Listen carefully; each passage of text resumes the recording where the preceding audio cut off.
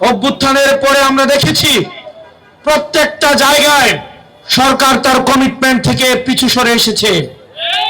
আমরা দেখতে পেয়েছি এই বিএনপি সরকারের কাছে হাসিনার বিচার ব্যবস্থা বিএনপি সরকারের কাছে পছন্দের, হাসিনার সচিবালয় পছন্দের, হাসিনার এক্সিকিউটিভ পছন্দের, হাসিনার ব্যবসায়ীরাও পছন্দের, কেবলমাত্র অপছন্দের ছিল কেবলমাত্র শেখ হাসিনা। আমরা আমাদের জায়গা থেকে আমরা হাসিনা ব্যবস্থার পরিবর্তন চেয়েছি, কেবল হাসিনার পরিবর্তন চাই নাই। এই বিএনপি সরকার এসে তারা জন আকাঙ্ক্ষার বিপক্ষে গিয়ে, গণভোটের বিপক্ষে গিয়ে তারা এমন এক ধরনের অবস্থান নিয়েছে যে অবস্থান সরাসরি আমাদের আকাঙ্ক্ষার পরিপন্থী।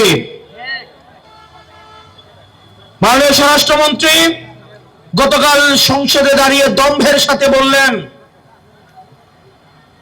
সংবিধান সংস্কার কমিটি এটা নাকি কোনো সংবিধানে নাই। এটা যদি সংবিধানে না থেকে থাকে 2026 সালের নির্বাচনও কোন সংবিধানে ছিল না। সংবিধান অনুযায়ী নির্বাচন হওয়ার কথা ছিল 2029 সালে। সংবিধান অনুযায়ী আপনার থাকার কথা ছিল শিলংয়ে। সংবিধান অনুযায়ী মাননীয় প্রধানমন্ত্রী থাকার কথা ছিল লন্ডনে। সংবিধান অনুযায়ী আপনার নেতা কর্মীর থাকার কথা ছিল ধানক্ষেতে। সংবিধান অনুযায়ী আপনার নেতা কর্মীর চালানোর কথা ছিল ঢাকা শহরে রিক্সা। এই সংবিধানের বিরুদ্ধে গিয়ে ছাত্র জনতা রাস্তায় নেমে আসে।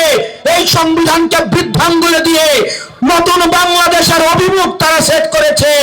অত্যন্ত পরিতাপের বিষয়, আপনার ছাত্র জনতাকে বৃদ্ধাঙ্গুলে দেখিয়ে আপনার জনগণের বিপক্ষে অবস্থান নিয়েছেন। প্রিয় বিএনপি সরকার, আপনারা বুঝতে পারছেন আপনাদের পায়ের তলে মাটি নেই। সেজন্য আজকে সাধারণ শিক্ষার্থীদের 2026 সালের এইচএসসি পরীক্ষার্থীরা যখন কিছু দাবি নিয়ে রাস্তায় এসেছে, সেখানে আপনারা আওয়ামী লীগ সরকারের মতো সেখানে আপনারা বিভিন্ন সন্দেহ করেন এবং ছাত্রদল 2026 সালের এইচএসসি পরীক্ষাদের মাদকাসক্ত বলে তারা আখ্যায়িত করেছে।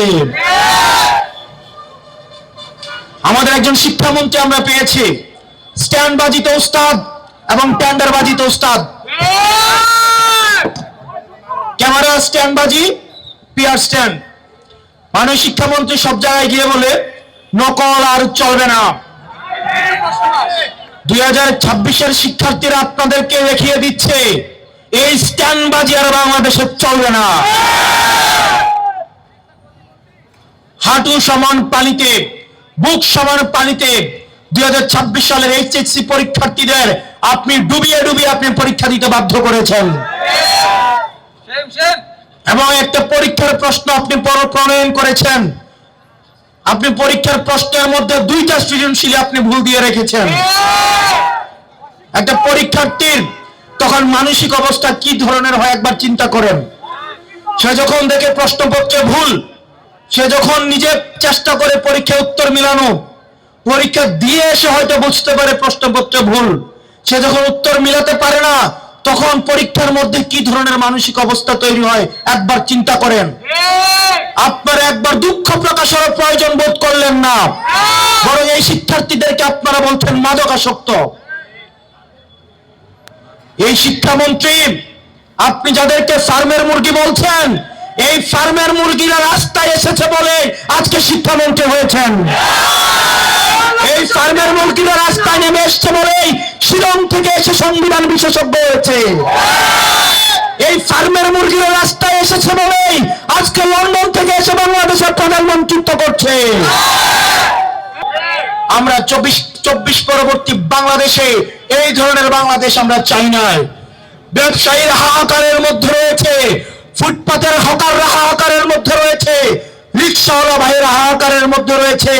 200 টাকা ইনকাম করলে 50 টাকা বিএনপি ছাত্রদল যুবদলকে চাঁদা দিতে হয়, স্থানীয় এমপিদেরকে চাঁদা দিতে হয়। এই চাঁদাবাজির বাংলাদেশ আর চলবে না। আপনারা যদি মনে করে থাকেন এই চাঁদাবাজির যাত্রা আপনারা অব্যাহত রাখবেন, মনে করার দরকার নাই এভাবে বেশি দিন খাইতে পারবেন। হাসিনার হয়তো 17 বছর লাগছে, আপনারা এটা বলেন সত্য, প্রত্যেক দিন জুলাই হয় না, প্রত্যেক বছর জুলাই হয় না, কিন্তু যখন জুলাই হয় তখন পালানোর জায়গা পাবেন না।